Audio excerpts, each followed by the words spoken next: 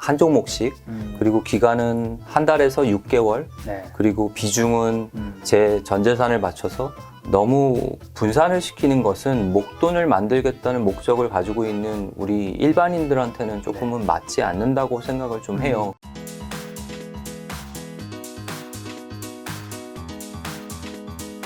사실 김작가 TV에 한두 달 전에 출연하셨다가 예. 시즌 1 영상 조회수 터지고 바로 다시 섭외 요청 들어서 시즌 2.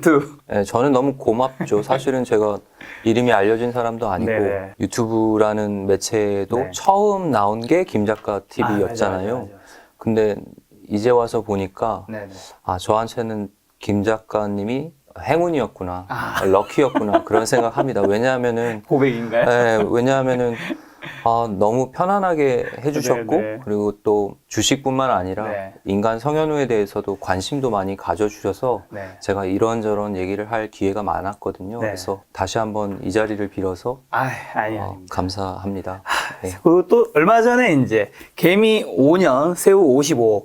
사실 김작가 TV에 출연한 이제 게스트 분 중에서 시청자분께서 가장 도대체 냈는 책이 뭐냐. 책은 그 책 언제 나온다면서 예. 그 댓글이 엄청 많았는데 예. 여러분, 요 책입니다. 개미 예. 5년, 새우 55억.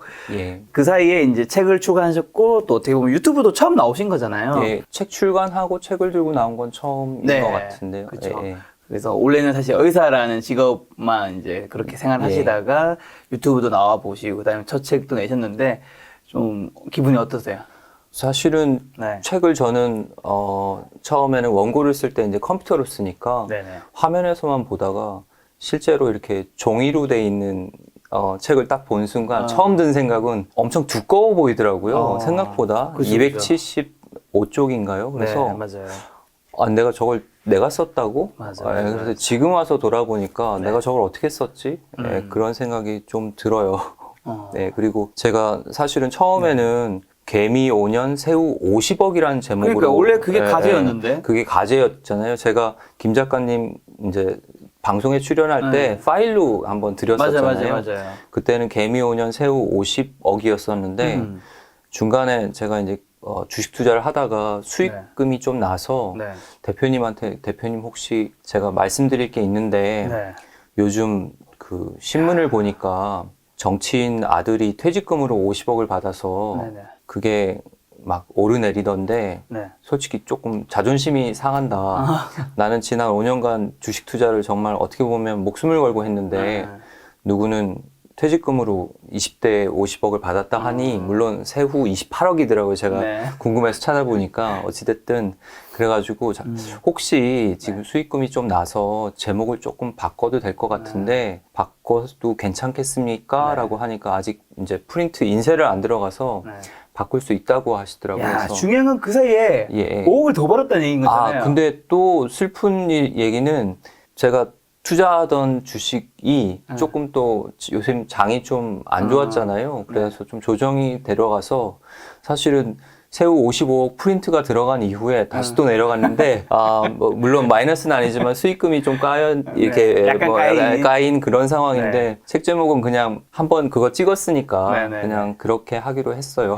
알겠습니다. 지금 방금 말씀해 주셨는데, 예. 이제 책이 나왔으니까 말씀할 수 있는, 전에 말하지 못한 그 당시 이제 투자했던 종목이 있잖아요. 예. 사실 요 책에는 이제 그 종목이 적혀 있잖아요. 적혀 있죠. 네. 근데 그걸 뭐 네. 방송에서 이야기를 하면, 좀 혹시나 또 사람들이 따라 사신 분이 있을 수 있으니까. 그것도 그렇고 혹시 뭐 선취매 같은 걸로 그쵸. 금융관리법 위반으로 네. 끌려가지 않을까 그런 걱정 때문에 그랬는데 사실은 제가 힌트를 많이 드려서 이미 많이 알고 계시고 책에도 언급을 해놨거든요. 그래서 조금 더 힌트를 한번 또 주시면서 그 다음에 그 종목을 왜 투자하셨던 건지만 플로우만 한번 우리가 조금 사실 그 종목은 좀 그 이후에는 좀 어느 정도 좀 정리를 좀 하셨다면서요? 제가 그 김 작가님 영상들 보다가 VIP 자산운용 최준철 선생님 영상도 봤는데 최준철 선생님이 그런 말씀 하시더라고요. 주식의 핵심은 싸게 사서 비싸게 파는 거고 그 다음에 수익이 극대화는 비중을 얼마를 실느냐가 중요하다. 그래서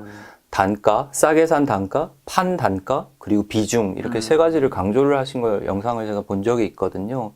제가 게임 주식에 투자를 할 때 워낙에 메타버스, 그다음에 NFT 이런 화두도 있었지만 네.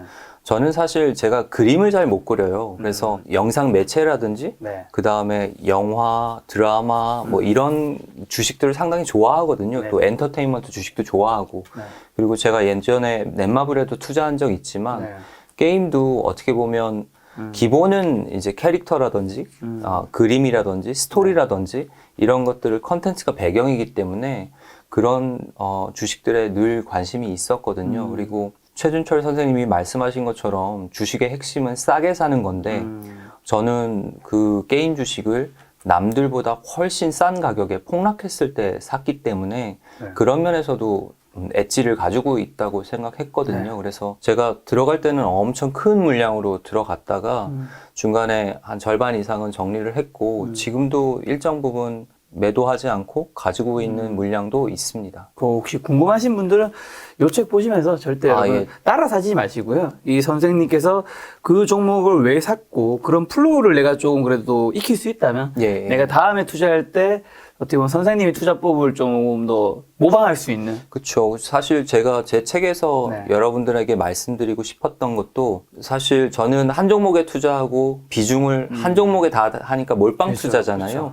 근데 여러분들한테 여러분도 몰빵하십시오 이렇게 얘기하는 건 아니고 이 사람은 그런 몰빵을 하는데 그 한 종목을 어떻게 그 선택을 하고 어떻게 개발을 하지?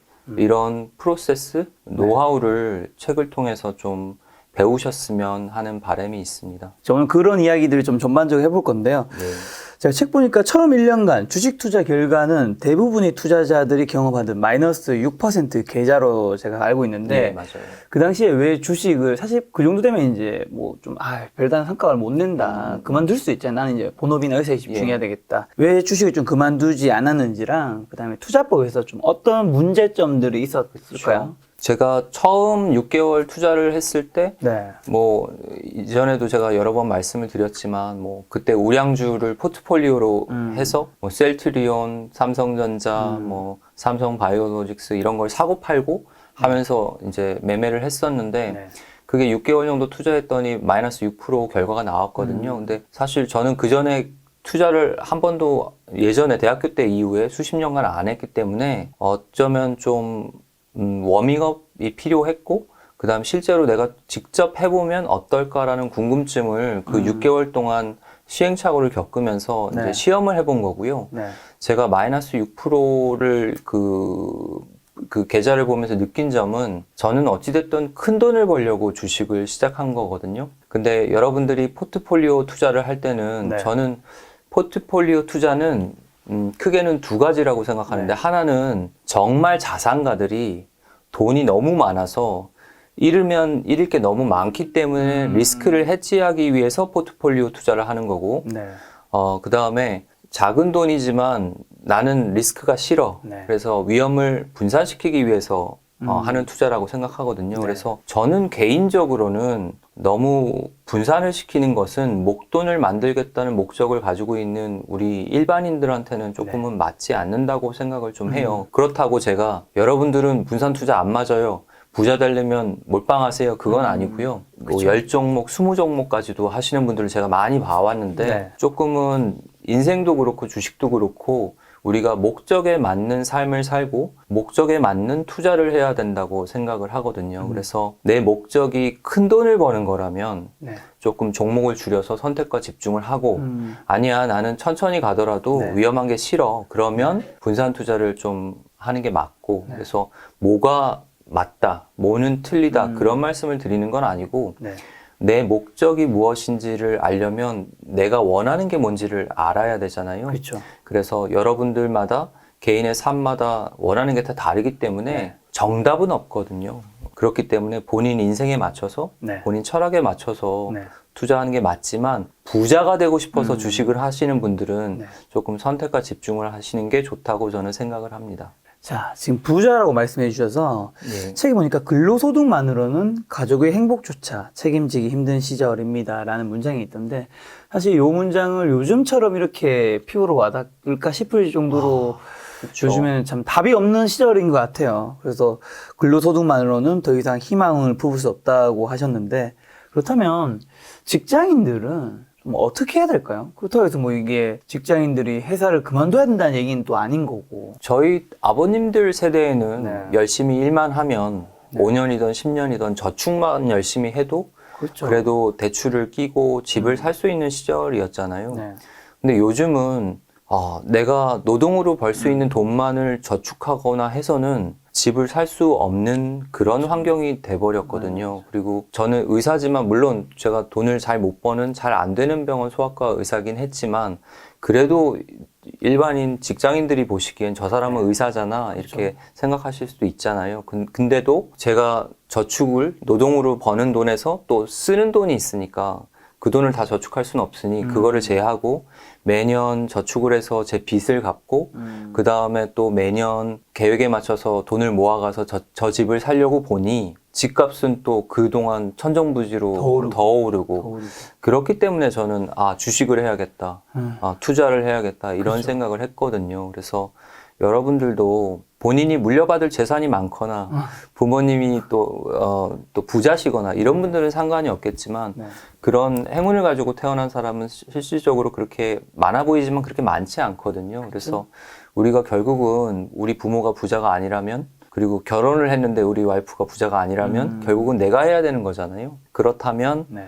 노동 수익을 극대화시키거나 투자 수익을 극대화시키거나 두 가지 길밖에 없다고 생각하거든요. 네. 근데 저도 회사를 다녀봤지만 내가 아무리 내 몸값을 올리려고 해도 사실은 쉽지가 않거든요. 업계 평균이란 게 있고 벽이 있잖아요, 확실히. 그리고 또 직급이란 게 있고 네, 그렇기 때문에 결국은 내가 그것이 부동산이든 그것이 주식이든 내가 하는 일 외에 뭔가 수익을 창출할 수 있는 도구가 필요하거든요. 그리고 그런 게 어쩌면 필수인 시대에 살고 있고 그래서 우리가 집을 사지 않거나 투자를 하지 않으면 심지어는 거지라는 표현을 써서 뭐 벼락거지 이런 표현 쓰잖아요. 근데 그거를 들으면 얼마나 가슴이 아파요. 아니 내가 내일 열심히 했는데 왜 거짓 소리를 들어야 돼요. 근데 세상이 그런 걸 어떡하겠어요. 그래서 그렇죠. 저도 예전에 삼성전자라는 회사를 다녀봤고 그 이후에 또 레지던트 생활도 해봤고 그리고 또 개원을 해서 의사지만 또 잘 안 되는 병원의 의사다 보니까 나 의사야 뭐 이런 것보다는 나도 의사인데 남들만큼 돈을 못 버는데 어떡하지라는 고민을 많이 했었거든요. 그래서 여러분들도 지금 직장에서 특히나 사회 초년생분들은 더 답답하실 거예요. 왜냐면 월급이 많지 않으니까. 근데 지금부터 그렇죠. 재테크에도 관심을 많이 가지시고 투자를 하셔야 되지 않을까 그런 생각을 합니다. 전에 영상 보면 이제 선생님이 그래도 의사지 않냐. 그래도 개원도 했고라고 하지만 실제로 그 개원한 병원에 의사는 또 몇 명 계시죠? 제 병원은 평수가 10평이고 그다음 의사는 저 혼자고 그다음에 직원 1명 이렇게 있거든요. 그러니까 제가 아무리 의사지만 여러분 동네 소아과 가시면 소아과가 보통 30-40평 되는 뭐 병원이 대부분인데 저는 제 병원보다 작은 병원을 아직 보지 못했거든요. 그래서 저도 이제 큰 꿈을 안고 개원을 했죠, 사실은. 근데 막상 현실에 부딪혀 보니 제가 처음 6개월은 주 7일 근무를 했었거든요. 근데 너무 힘든 거예요. 그래서 너무 힘들다. 이러다가 내가 돈을 버는 건 둘째치고 쓰러지겠다 싶어가지고 주 6일로 바꿔서 그렇게 했는데도 제가 또 빚이 뭐 처음에 한 3억 이렇게 있다 보니까 그 빚을 갚고 그 다음 또 저축을 해서 또 빚 이후에 이제 저축을 해서 쌓아가고 그 다음에 또 대출을 해서 집을 살려고 보니까 뭐 계산이 안 되고 그런 부분이 있었죠. 그래서 여러분들한테 드리고 싶은 얘기는 그 의사 한 분에 사실 또 일을 함께 하신 직원분 한 분이면 그렇게 많은 돈을 벌기는 힘든 구조인 건 확실하다. 사실은 제가 코로나 시절에 제 친구들이 조금 부러웠었는데 어찌됐든 제 친구들은 주 5일 근무하잖아요. 근데 저희는 또 동네에서 진료를 하다 보니까 아픈 아이들은 요일을 가리지 않기 때문에 아무리 못해도 주 6일은 근무를 하고 또 주 7일, 365일 병원을 여시는 소아과 선생님들도 많거든요. 그리고 저는 그렇게 정말 365일을 혼자서 아침 9시부터 저녁 9시까지 진료하는 선생님들도 많이 봤어요. 돈 때문에. 근데 그렇게 무리하시다가 또 본인이 병에 걸려서 건강이 안 좋아지고 이런 경우도 많이 봤거든요. 그래서 어떻게 보면 의사라는 타이틀이 더 이상 성공을 보장하지 않고, 물론 아직도 의사는 일반인에 비하면 아직 선호되는 직장이고 돈을 많이 버는 직장인 건 맞지만 그 안에도 부익부 빈익빈이 엄청 심하기 때문에 저희들도 의사 선생님들도 요즘 투자에 관심이 엄청 많으시거든요. 그렇게 해서 선생님께서 이제 책에 보면 처음에 단기 스윙으로 며칠 정도 투자하는 전략을 취했는데 진료와 병행하자니 스트레스가 컸다. 그래서 짧게는 한 달, 길어도 6개월 넘기지 않는 중기, 딱 한 종목만 골라 집중하는 스윙 투자가 마음 편했고 결과도 좋았다. 필자의 본업은 의사다. 하루 10시간 가까이 진료실에서 환자들과 만난다. 진료를 하는 의사가 단타에 몰입하는 건 주식 투자에서 자살행위다 라고 하셨는데, 어떻게 보면 선생님만의 투자법을 이제 만드신 건데, 그게 이제 원샷 원킬 스나이퍼 매매법인 거잖아요. 지난 영상을 못 보신 분이 있을 테니까 요걸 일단 가볍게 요약만 한번 해주신다면 어떤 매매법이신지. 원샷 원킬 스나이퍼 매매는 보통은 여러 종목에 투자를 하시는데 저는 한 종목에 한 번에 한 종목씩, 그리고 기간은 한 달에서 6개월, 그리고 비중은 제 전재산을 맞춰서 100%를 실어서 현금 100%로 이렇게 투자를 하는 투자법이고요. 제가 제 책에서 말씀드리고 싶었던 거는, 제가 며칠 전에 이제 광교에서 백화점에 갔는데 거기에서 이제 옷을 샀거든요. 근데 옷을 사는데 그 점원분이 저를 보시더니 약간 쭈삣쭈삣 하시더라고요. 그래서 왜 자꾸 저를 쳐다보시지 그랬는데, 맞아요, 그거.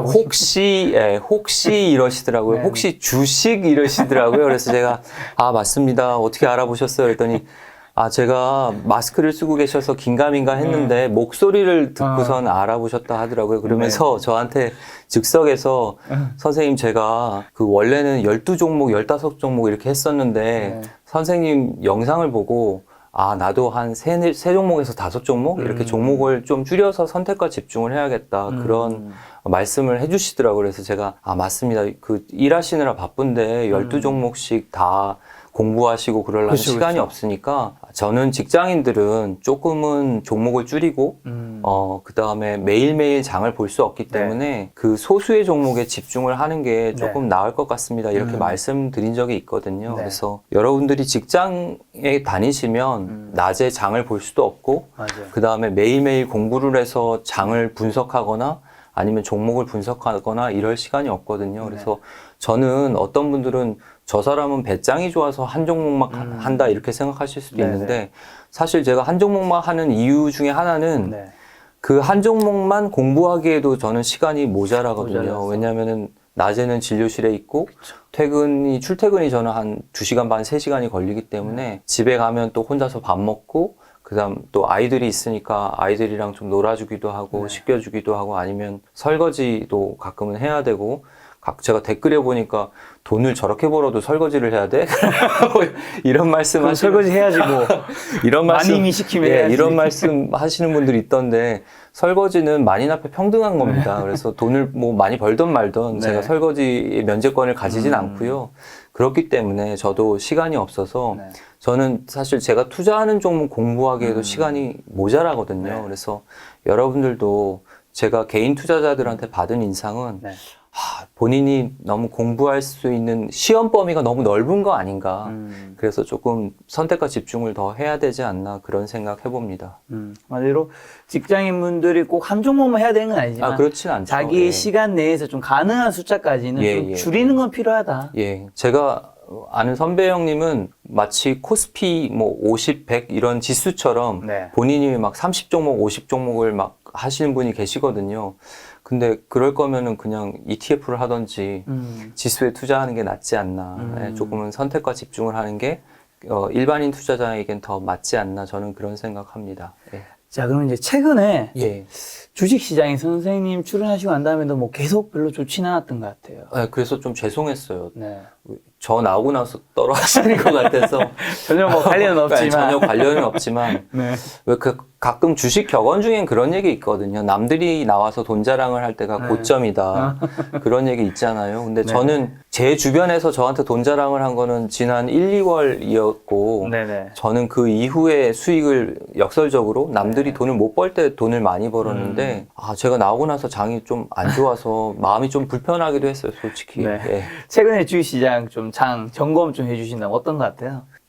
저는 요즘 날씨가 많이 춥잖아요. 그래서 사실은 모든 것에는 때가 있고 계절이라는 게 있거든요. 그리고 시세란 것은 또 떨어졌다가 올라갔다가 사이클이 있기 때문에 우리가 투자의 고전들을 읽어봐도 뭐 앙드레 코스톨라니 선생님은 투자의 사이클에 대해서 말씀하셨고 그 다음에 혼마 무네이사라는 그 일본의 유명한 1700년대, 1800년대 활동하셨던 그분은 이제 쌀을 주로 거래하셨던 쌀 선물 거래를 하셨거든요. 캔들 차트의 창시자신데 그분은 쌀 농사와 쌀 시세의 관계를 연구하셨거든요. 그것도 어떻게 보면 시간과 시세라는 그 두 가지 사이클이잖아요. 그렇죠. 그리고 또 우리가 멀리 가지 않더라도 우리 김작가 TV에도 자주 출연하시는 남석관 선생님은 남석관 선생님 책에 읽어보면 주식 투자의 4계절이란 말씀을 하셨거든요. 그래서 4계절론, 투자의 4계절론 이런 걸 했는데 결국은 앙드레 코스톨라니의 사이클이나 혼마 문화이사의 농사의 시기나 그다음 남석관 선생님의 4계절이나 다 결국은 똑같은 얘기라고 생각하거든요. 그래서 저는 요즘 날씨가 추운 걸 보면서 지난 봄날에 화려했던 꽃이 피던 시절이 지나가고 이제는 낙엽이 지고 어쩌면 가을에서 겨울로 넘어가는 시기인가? 이런 고민을 많이 하고 지금이 그러면 초겨울일까? 아니면 춥지만 겨울이 지나고 조금 있으면 또 봄이 찾아올까?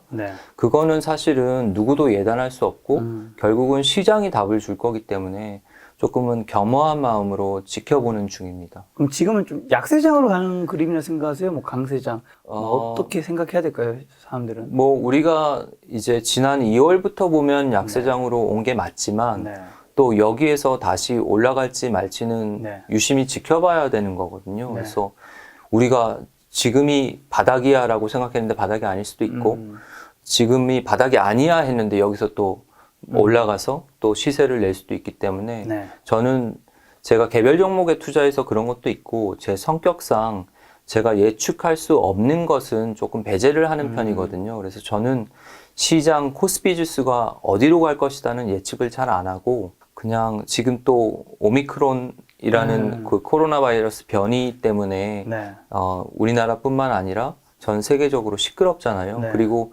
사실은 저는 오미크론 얘기를 듣고 그 미국 주식시장이 조정을 하고 하는 것을 보면서 문득 든 생각은 정말 오미크론 때문에 떨어지는 걸까? 그런 생각도 해봤거든요. 왜냐하면 우리나라 시장은 진지게 1월부터 조정을 받아서 지금까지 왔지만 미국 시장은 1월 이후에도 계속 좋았거든요. 조정 없이 계속 최고점을 갱신을 했었기 때문에 어쩌면 오미크론이라는 변명거리를 통해서 이번에 차익 실현이 많이 조금 어느 정도는 이루어진 게 아닌가 그런 생각도 하고 있습니다. 그래서 우리가 오미크론이 또 어떤 분들은 별거 아니다. 감기의 변이종과 혼합을 해서 그런 거다. 이런 의견도 있고 아니다. 이거 아직 어떻게 될지 모른다. 이런 의견도 있잖아요. 근데 저는 양쪽 의견을 다 열어놓고 과연 세상은 어느 쪽으로 갈 것인가를 조금은 주의 깊게 살펴보는 중입니다. 예. 어쨌든 지수는 뭐 올 상반기나 그때 대비해서는 굉장히 많이 좀 하락한 편인데 개인 투자자분들 뭐 현금 가지고 계신 분들은 지금 뭐 언제 들어가야 될까 좀 고민도 하고 계실 거고 그다음에 어떤 주식을 사야 될까 좀 고민도 많이 하실 텐데 그래요. 근데 개인 투자자분들은 뭐 여러분들 중에 가장 많은 분들이 가지고 계신 게 삼성전자니까 삼성전자를 예를 들어보면 삼성전자는 지금 상당히 애매한 위치에 있거든요. 그러니까 우리가 삼성전자 고가가 98,000원이었었는데 지금 오늘 75,000원, 76,000원 정도 딱 내려와 있는데 7만원까지 내려왔다가 75,000, 6,000원까지 올라갔다가 7만원까지 내려왔다가 75,000, 6,000원까지 올라갔다 이러니까 이게 바닥인가? 테스트를 하는 건가? 이게 되게 아리송하거든요. 그래서 만약에 내가 돈이 있다면 지금 바닥이니까 물을 타야 되는 건가? 말아야 되는 건가 되게 고민이 되실 거예요. 근데 사실은 삼성전자가 7만 원이 바닥인지 아닌지는 저는 그 누구도 예단하거나 예측할 수 없다고 생각해요. 그리고 만약에 그거를 예측할 수 있다고 주장하는 사람은 저는 주식을 잘 모르는 사람이거나 경솔한 사람이라고 생각합니다. 그래서 여러분들은 삼성전자의 바닥을 자꾸 예측하려고 하시는 분들의 말을 들을 게 아니라, 그러면 만약에 삼성전자의 바닥이 7만 원이 아닐 때 나는 어떻게 할 건지, 그리고 만약에 7만 원, 7만 5천 원 구간이 바닥이라고 생각하고 이 위를 그 횡보하는 구간을 뚫고 올라갔을 때 그 상승으로 정말 돌아갔다고 판단이 서면 나는 어떻게 할 건지, 불을 탈 건지, 아니면 익절을 할 건지, 이런 작전을 세우시고 본인이 어떻게 할지 행동 플랜, 액션 플랜을 세우시는 게 더 맞지, 지금이 바닥일까 아닐까를 고민하시는 것보다는 그 방향이 맞다고 저는 생각을 해요.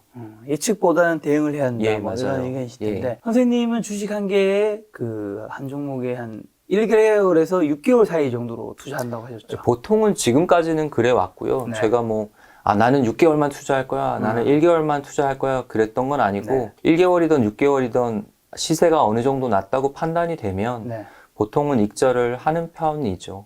그럼 지금 시점에 분명히 다음에 내가 지금 투자할 종목의 섹터라든가 유망 종목의 이런 걸 찾아보고 있는 시점일 거라고 말이죠. 계속 열린 답안지를 가지고 있는 게 아니기 때문에 다음에 어떤 문제를 선택하고 그다음에 어떤 답을 도출할지 계속 세상 속에서 찾아보고 있는 중이죠. 그렇죠. 그거를 제가 요 종목을 딱 집어달라 얘기할 수는 없지만 좀 어떤 섹터에 있는 것들 중에서 지금 찾아보고 있는 거예요. 세상 모든 걸 찾고 있지는 않을 테니까. 멀리 가지 않더라도 우리가 지난번에 제가 방송에 출연했을 때 제가 차트를 보고 주봉 월봉을 보면서 코스피 200 중에서는 제 눈에 들어온 건 이런 종목입니다 말씀을 드렸잖아요. 근데 사실 제가 그때 말씀을 드린 건 제가 차트를 어떻게 바라보는지 주식을 어떻게 선택하는지 설명을 드리려면 예가 필요했기 때문에 예를 들어서 그런 종목들을 설명을 드린 건데, 그게 유망해서 설명을 드린 건 아니고 어찌됐든 제 눈에 들어왔으니까 이런 종목은 좀 주의 깊게 볼 필요가 있습니다 이래서 설명을 드렸는데, 그 중에서 제가 아직도 주의 깊게 보았던 거는 최근에 그 종목 중에 유비케어라는 종목이 아무래도 코로나 확진자 수가 4,000명, 5,000명 이렇게 늘다 보니까 또 원격 의료에 대한 관심이 높아지고 아무래도 코로나가 창궐을 하면 또 원격 의료주는 수혜를 받을 수밖에 없기 때문에 또 다시 약간 올라가는 모습 보였고, 그 다음에 거꾸로 롯데 관광개발 같은 경우는 이제 오미크론이 세상에 나오고 그 다음에 코로나 확진자 수가 올라가고 그 다음에 아무래도 여행이나 이런 거에 제약이 생기니까 약한 모습을 보이는 걸 봤거든요. 그래서 저는 내년 세상에 올해와 같은 패턴으로 지금 코로나가 계속 악화가 됐다, 호전이 됐다 이렇게 갈지, 아니면 우리도 모르는 사이에 점점점 감기처럼 변해가서 그냥 일상으로 다시 돌아갈 수 있을까? 이런 부분에 대해서 고민을 더 많이 하지, 코스피 지수가 오를까 내릴까 이런 고민은 잘 하지 않거든요. 그래서 저는 지금 게임 주식을 아직도 들고 있지만 만약에 내년에 오미크론이 생각보다 그렇게 강하지 않다면 그리고 접종률이 더 올라간다면 롯데 관광개발 같은 주식들은 또 수혜를 받을 수도 있기 때문에 유심히 제가 들고 있진 않지만 계속 관심 있게 지켜보는 중입니다. 어떻게 보면 유비케어랑 롯데 관광개발은 서로 상극이죠. 좀 서로 상극인 거를 이게 아까 말씀하신 양방향을 다 양방향을 다 열어놓고 보고 맞습니다. 있다. 그렇게 보면 되겠네요.